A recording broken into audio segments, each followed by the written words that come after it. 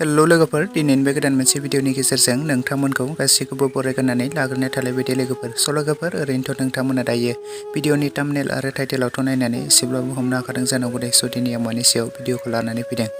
लोगोफोर नोंथांमोना बे भिडिअनि सायाव आबुङै मिथिनो थाखाय भिडिअखौ फार्स्टनिफ्राय लानानै जोबजासे नायलांबाय थायोब्लानो जाबाय लोगोफोर दायो आं नोंथांमोननि सेराव लानानै फैदों मोनसे गोदानै शर्ट मुभिनि सायाव आपडेट लानानै लोगोफोर नोंथांमोना बे शर्ट मुभिखौ गोबाङानो नायखादों आरो नुखादों जानांगौ लोगोफोर बे शर्ट मुभिनि टाइटेल आरो थाम्बनेलनि मुङानो जादों खांखिला गोफार ओमफ्राय लोगोफोर बे शर्ट मुभियावनो जों गाहायै फाव खालामनायखौ नुनो मोनखादों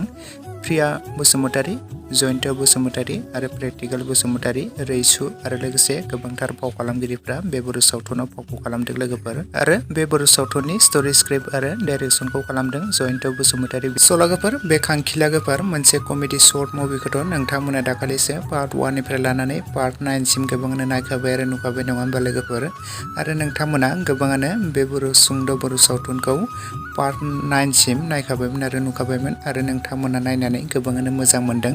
आरो बेनि पार्ट 10 खौ नोंथांमोना गोबाङानो नायनो होननानै एक्साइटेड जाबाय थादोंमोन गोबाङानो कमेन्ट्सबो खालामदोंमोन माब्ला रिलिज खालामगोन होननानै लोगोफोर बे खांखिला गोफार मोनसे कमेडि शर्ट मुभिनि पार्ट 10 खौ रिलिज खालामनानै होबाय दे लोगोफोर जुदि दासिमाव नोंथांमोना सोरबाफोर नायालासिनो थादोंब्ला फेमिलि एन्टारटेनमेन्ट चेनेलाव बयबो नोंथांमोना थांनानै नायहैदो लोगोफोर आरो सोर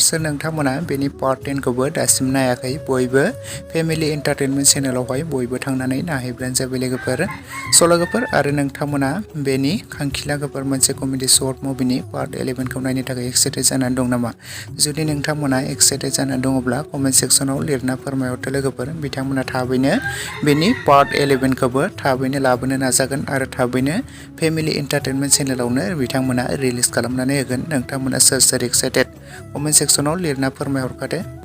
लोगोफोर लोगोसेनि दिनैनि शर्ट आपडेट भिडिअ बेखिनियावनो भिडिअखौ नायनानै जुदि नोंथांमोना मोजां मोनदोंब्ला लाइक खालामदो शेयार खालामदो लोगोसे चेनेलाव गोदानै फैदोंब्ला साबस्क्राइब खालामनानै खाथिनि बेल आइकनखौबो अल प्रेस खालामना लायोब्लानो जाबाय लोगोफोर जाहाथे नोंथांमोना बेफोरबायदिनो माखासे गोदान आपकामिं फुल मुभि शर्ट मुभि मिउजिक भिडिअफोरनि आपडेटखौ बे चेनेलावहाय थाबैनो मिन्थिग्रोनाय बायदि